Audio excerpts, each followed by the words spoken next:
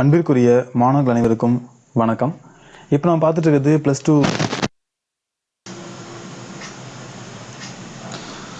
So இதில் பார்த்தீங்க அப்படின்னா நமக்கு ஸ்டாண்டர்ட் எலக்ட்ரோட் பொட்டன்ஷியல் அப்படின்னு சொல்லிட்டு ஒரு விஷயத்தை சொல்கிறாங்க. அந்த ஸ்டாண்டர்ட் எலக்ட்ரோட் பொட்டன்ஷியலுக்கு டெஃபினேஷனை கொடுத்துருக்காங்க இல்லையா? அதை நம்ம எலக்ட்ரோ கெமிஸ்ட்ரி பாடம் படிக்கும்போது தெளிவாக படிச்சுக்கலாம். ஏன்னா அப்போ தான் அது நமக்கு புரியும். அது வரைக்கும் இது புரியாது. பட் என்ன பண்ணணும் அப்படின்னா அந்த வேர்டுக்கு உண்டான ஒரு மீனிங் மட்டும் நம்ம தெரிஞ்சு வச்சுக்கணும். ஸ்டாண்டர்ட் எலக்ட்ரோட் பொட்டன்ஷியல் அப்படின்னா என்ன அப்படின்றத மட்டும் நம்ம மீனிங் தெரிஞ்சு வச்சுக்கணும். கீழே கொடுத்துருக்காங்க பாருங்கள். Definition: Standard electrode potential is the value of the standard EMF of the cell in which molecular hydrogen under standard pressure and temperature is oxidized to solved protons at the electrode. So இது பார்த்தோன்னே நமக்கு புரியாது. அதுதான் நான் முதலே சொன்னேன். என்னென்னா நம்ம எலக்ட்ரோ கெமிஸ்ட்ரி பாடத்தில் இதை நம்ம தெளிவாக படிச்சுக்கலாம். பட் நம்ம என்ன செய்யணும் அப்படின்னா அதுக்குண்டான சிம்பிள் மட்டும் இப்போ நம்ம தெரிஞ்சு வச்சுக்க போகிறோம்.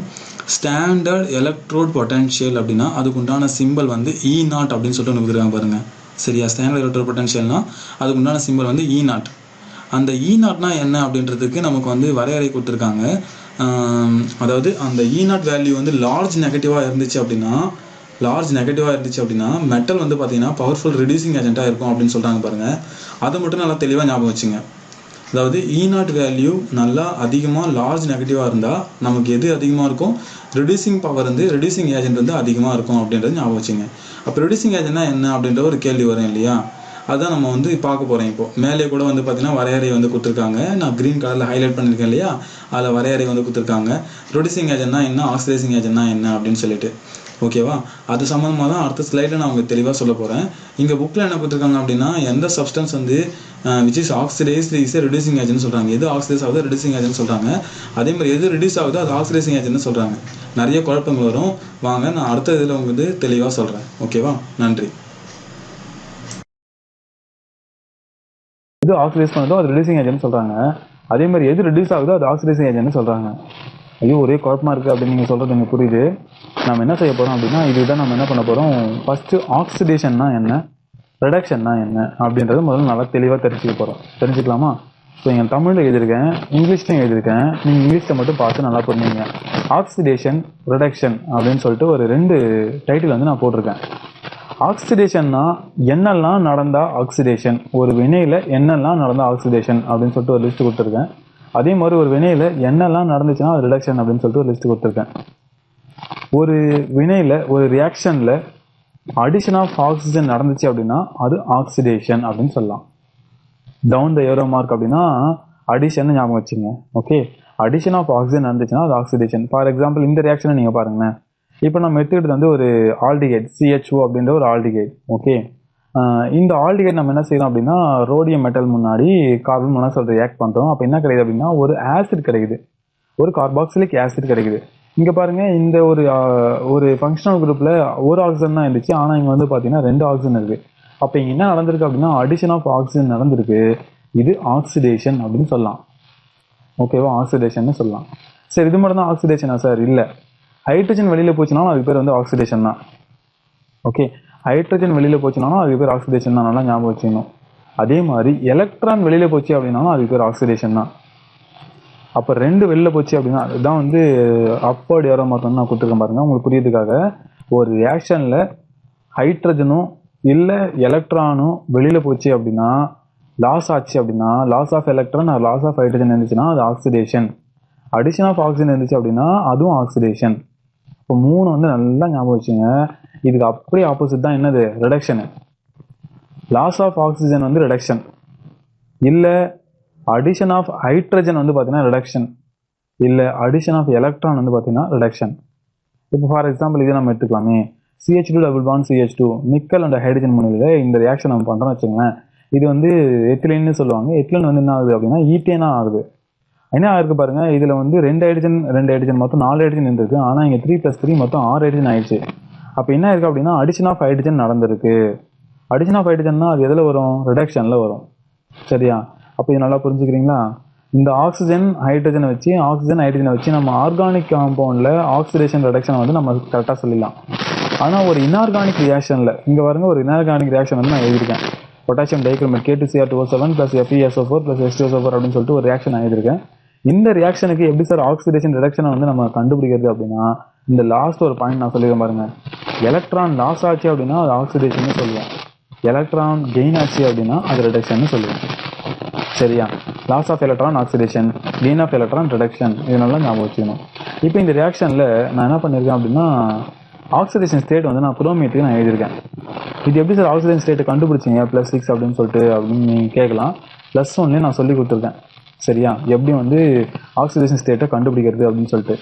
இல்லை உங்களுக்கு தெளிவாக வேணும் அப்படின்னா தமிழ் மீடியம் கண்டென்ட்டில் இதே கண்டென்ட்டில் வந்து நான் உங்களுக்கு கொடுத்துருக்கேன். அதை நீங்கள் ஃபார்வர்ட் பண்ணி கூட பார்த்துக்கோங்க. இப்போ இதனுடைய குரோமேட்டர் ஆக்சிஜன் ஸ்டேட் வந்து +6 ரைட்டா? ப்ராடக்ட்டில் பாருங்கள் அது என்ன ஆயிருக்கு அப்படின்னா +3 ஆயிருக்கு. உங்களுக்கு தெரியும் +6லேருந்து +3 மாறி இருக்கு அப்படின்னா எலக்ட்ரான் ஆட் ஆயிருக்கா இல்லை லாஸ் ஆயிருக்கா? எலக்ட்ரான் ஆட் ஆயிருக்கு. ஏன்னா எலக்ட்ரான் ஆட் ஆனால் நெகட்டிவ் சார்ஜ் வரும். அப்போ 3 எலக்ட்ரான் ஆட் ஆயிருக்கு. அப்போ 3 நெகட்டிவ் வந்தோடனே 6லேருந்து 3 நெகட்டிவ் போச்சுன்னா மீதி 3 ப்ளஸ் இருக்கு. அப்போது இங்கே என்ன இருக்குது அப்படின்னா அடிஷன் ஆஃப் எலக்ட்ரான் நடந்திருக்கு. சரியா? நல்லா ஞாபகம் வச்சுக்கணும். அடிஷன் ஆஃப் எலக்ட்ரான் நடந்துச்சு அப்படின்னா அது நம்ம என்னன்னு சொல்லியிருக்கோம்? ரிடக்ஷன் சொல்லியிருக்கோம். சரியா? இதுவே இங்கே பாருங்க, இங்கே வந்து Fe நம்ம எடுத்துப்போம். Fe வந்து 2+ ஸ்டேட்டில் வந்து இருக்குது. இதுவே ப்ராடக்டாக மாறும்போது என்ன இருக்குது அப்படின்னா +3 மாறிருக்கு. அப்போ +2 வந்து +3 மாறுக்குன்னா என்ன அர்த்தம்? இன்னொரு எலக்ட்ரான் வெளில போயிருக்குன்னு அர்த்தம். ஏன்னா எலக்ட்ரான் வெளில போனால் என்ன ஆகும்? ப்ளஸ் சார்ஜ் வரும் இல்லையா? அப்போ ஏற்கனவே 2 ப்ளஸ் சார்ஜ் இருக்குது. இப்போ ஒரு எலக்ட்ரான் போனோடனே என்ன இருக்குது அப்படின்னா +2 வந்து +3 மாறிட்டு இருக்கு. அப்போது இது loss of electron or removal of electron. இது என்னன்னு சொல்லுவாங்க அப்படின்னா ஆக்சிடேஷன் சொல்லுவாங்க. நல்லா கவனிச்சிங்க, ஆக்சிடேஷன். அப்போது இந்த Fe2+ Fe3+ மாறினது ஆக்சிடேஷன் சொல்கிறோம் இல்லையா? இந்த வேலையை பண்ணது யார் அப்படின்னா தோர்கார் பாருங்க, இவர் தான் இந்த வேலையை வந்து பண்ணார். பொட்டாசியம் டைக்ரோமேட் தான் இந்த வேலையை வந்து பண்ணார். அப்போ இவருக்கு பேர் என்ன அப்படின்னா ஆக்சிடைசிங் ஏஜென்ட்னு பேர். யாருக்கு பேர்? எந்த இந்த ஆக்சிடேஷன் பண்ணார் இல்லையா, Fe+2 ஸ்டேட்டில் இருக்கிறது +3 ஸ்டேட்டுக்கு மாற்றினார் இல்லையா, இதை பண்ணது யார் அப்படின்னா பொட்டாசியம் டைக்ரோமேட். இதுக்கு பேர் என்ன அப்படின்னா ஆக்சிடைசிங் ஏஜென்ட்னு பேர். சரியா? ஆக்சிடைசிங் ஏஜென்ட் என்ன ஆகும் அப்படின்னா ரிடியூஸ் ஆகும். அதான் நான் முதல்ல சொல்லிட்டு பாருங்க, +6லேருந்து +3 மாறுது. அப்போ ஆக்சிடைசிங் ஏஜென்ட் அப்படின்றது என்ன ஆகும் அப்படின்னா ரிடியூஸ் ஆகும். இது நல்லா ஞாபகம் வச்சுக்கணும். ஆக்சிடைசிங் ஏஜென்ட்னா ரிடியூஸ் ஆகும். இதை தான் இந்த ஒரு வார்த்தை சொல்லிக்காங்க பாருங்க, ஆக்சிடைசிங் ஏஜென்ட் அப்படின்னா ரிடியூஸ் ஆகிறது. இங்கே பாருங்க, which is reduced is an oxidising agent. Reduce ஆகிறது தான் என்னது? Oxidising agent. ரிடியூஸ் ஆகிறது ஆக்சிடைசிங் ஏஜென்ட்டு. நல்லா மனசுக்குள்ள பதிய வைங்க. ரைட்டா? சரி, அப்போது ரிடியூசிங் ஏஜென்ட் அப்படின்னா என்ன பண்ணணும் அப்படின்னு பாருங்களேன். ரிடியூசிங் ஏஜென்ட்னா என்ன இருக்குது? அடிஷன் ஆஃப் எலக்ட்ரான் நடந்திருக்கு. கரெக்டாக? அதான் வந்து ஆக்சிடைசிங் ஏஜென்ட்னா ரிடக்ஷன் நடக்கணும். ரிடக்ஷன் நடக்கிறதுனால என்ன ஆயிருக்கு அப்படின்னா எலக்ட்ரான் ஆட் ஆயிருக்கு. எந்த அளவுக்கு எலக்ட்ரான் வந்து ஆட் பண்ணிக்குதோ அது ஒரு பெஸ்ட் ஆக்சிடைசிங் ஏஜென்ட்டாக இருக்கும். சரியா? அப்படியே ரிவர்ஸில் வந்து சொல்ல போகிறோம். இதுவே வேற ஒன்று நம்ம எடுத்துக்கிட்டு அது நம்ம ரிடியூசிங் ஏஜென்ட்னு சொன்னோன்னு வச்சுங்களேன். சரியா? உங்களுக்கு நான் அடுத்த ஸ்லைடில் சொல்கிறேன் பாருங்க. இப்போ பாருங்க, ஆக்சிடைசிங் ஏஜென்ட்னா என்னன்னு சொன்னோம்? கெயின்ஸ் எலக்ட்ரான் அப்படின்னு நம்ம சொன்னோம். அதாவது எலக்ட்ரானை ஏற்றுக்குது. இங்கே என்னாச்சு? +6ல் இருக்கிற அந்த குரோமியம் வந்து என்ன பண்ணிச்சு? 3 எலக்ட்ரானை டக்குன்னு வாங்கிச்சு. வாங்கின உடனே +3 மாறிடுச்சு. அப்போ ஆக்சிடைசிங் ஏஜென்ட்னா என்ன பண்ணணும் அப்படின்னா எலக்ட்ரானை கெயின் பண்ணிக்கணும். இதனாலலாம் ஞாபகம் வச்சுக்கிறீங்களா? ஆக்சிடைசிங் ஏஜென்ட்னா கெயின்ஸ் எலக்ட்ரான். இது நல்லா ஞாபகம் வச்சுங்க. ஆக்சிடைசிங் ஏஜென்ட்னா கெயின்ஸ் எலக்ட்ரான், ஆக்சிடைசிங் ஏஜென்ட்னா கெயின்ஸ் எலக்ட்ரான் ஞாபகம் வச்சுங்க. இதுக்கு அப்படியே ஆப்போசிட்டாக மாற்றிடுங்க. ரிடியூசிங் ஏஜென்ட்னா என்ன பண்ணணும் அப்படின்னா லாசஸ் ஆஃப் எலக்ட்ரான். ரிடியூசிங் ஏஜென்ட்னா லாசஸ் ஆஃப் எலக்ட்ரான். ரிடியூசிங் ஏஜென்ட்னா லாசஸ் ஆஃப் எலக்ட்ரான். ஸோ இதையே நம்ம என்ன பண்ண போகிறோம் அப்படின்னா இன்னும் கொஞ்சம் அடுத்த ஸ்டெப்புக்கு போக போகிறோம். எது ஒன்று சீக்கிரமாக லாஸ் பண்ணுறதோ எலக்ட்ரானா அது பெஸ்ட் ரிடியூசிங் ஏஜென்ட்டாக இருக்குமா? எது ஒன்று பெஸ்ட்டாக எலக்ட்ரானை கெயின் பண்ணுதோ அது பெஸ்ட் ஆக்சிடைசிங் ஏஜென்ட்டாக இருக்குமா? இந்த பாயிண்ட் தான் இப்போ நம்ம அடுத்து வர போகிற டாப்பிக்கில் படிக்க போகிறோம். ஸோ லாஸ் ஆஃப் எலக்ட்ரான் அப்படின்னா ரிடியூசிங் ஏஜென்ட். நல்லா ஞாபகம் வச்சுக்கணும். லாஸ் ஆஃப் எலக்ட்ரான்னா ரிடியூசிங் ஏஜென்ட். ஓகே, ரிடியூசிங் ஏஜென்ட்னா லாஸ் ஆஃப் எலக்ட்ரான். அது என்ன ஆகுது அப்படின்னா ஆக்சிடைஸ் ஆகுது. அதான் லாஸ் ஆஃப் எலக்ட்ரான் என்ன அர்த்தம்? ஆக்சிடைஸ் ஆகுதுன்னு அர்த்தம். அதுதான் நான் குழப்பாமல் இருக்குதா, இதை நான் நல்லா ஞாபகம் வச்சுங்கன்னு சொன்னால் அதுக்கான எக்ஸாம்பிள் தான் இங்கே நான் கொடுத்துருக்கேன். ஆக்சிடைசிங் ஏஜென்ட்ன்றது என்ன பண்ணுது அப்படின்னா மற்றது ஆக்சிடேஷன் பண்ணுது, ஆனால் தான் என்ன ஆகுது அப்படின்னா ரிடியூஸ் ஆகுது. சரியா? அதுதான் நான் குழம்பாமல் ஞாபகம் வச்சு சொன்னேன். இப்போ பாருங்க, இந்த விஷயம் இங்கே தான் கொடுத்துருக்கான் பாருங்க. The substance which is oxidise is reducing agent. அதே மாதிரி எது ரிடியூஸ் ஆகுதோ அது oxidising agent. Okay, oxidising and reducing power of an element is measured in terms of standard electrode potential. இதை வச்சு தான் மெஷர் பண்ணுறாங்க. அப்போ E0 வேல்யூ எதுக்கு ரொம்ப லார்ஜ் நெகட்டிவாக இருக்கோ the metal is a powerful reducing agent. Reducing ஏஜென்ட்னா என்ன பண்ணும்? எலக்ட்ரானை லாஸ் பண்ணாமா கெயின் பண்ணுமா? நல்லா ஞாபகம் வைக்கணும். ரிடியூசிங் ஏஜென்ட்னா என்ன ஆகணும்? அது வந்து ஆக்சிடைஸ் ஆகணும். ஆக்சிடைஸ்னா என்ன அர்த்தம்? Losses electron.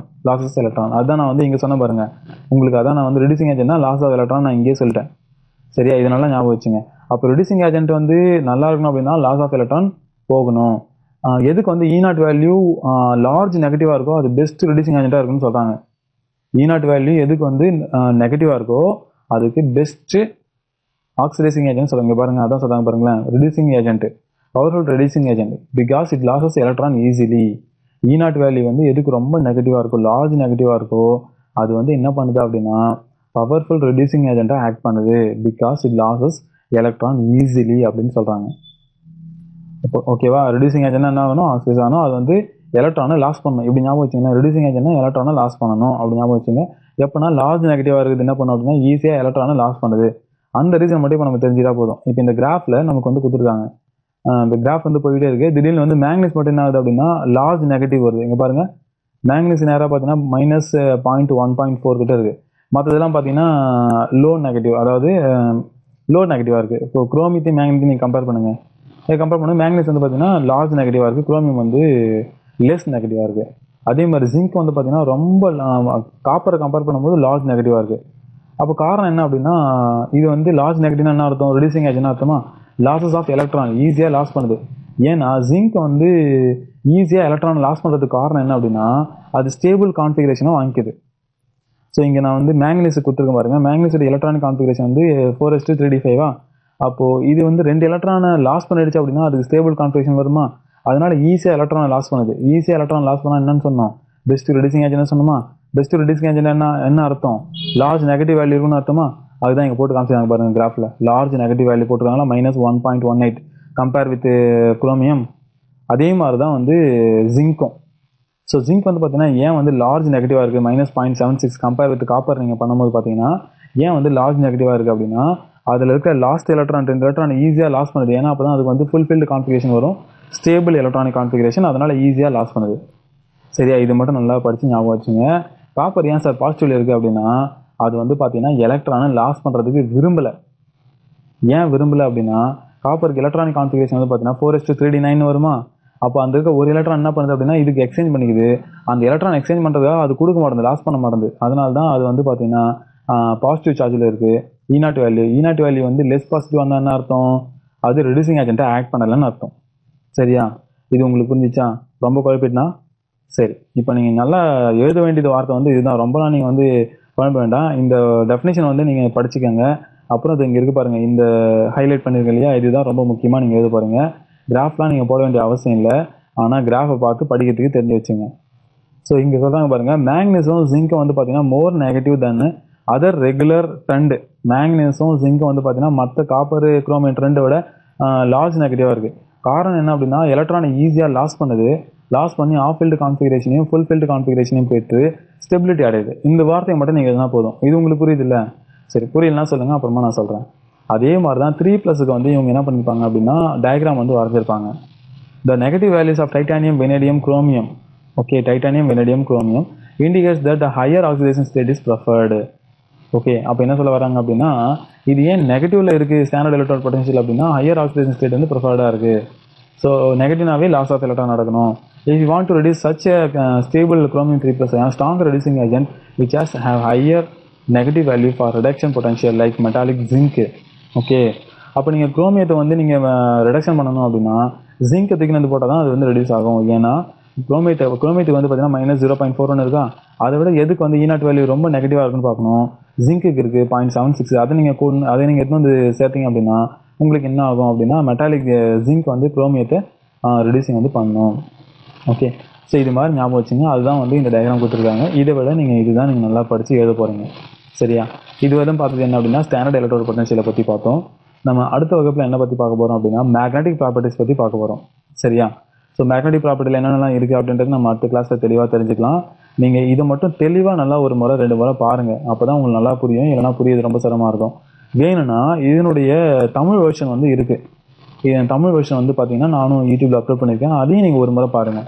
லாங்குவேஜ் வந்து பார்த்தீங்கன்னா நமக்கு புரிஞ்சுக்கிறதுக்காக தான் லாங்குவேஜ் வந்து யூஸ் பண்ணுறோம்.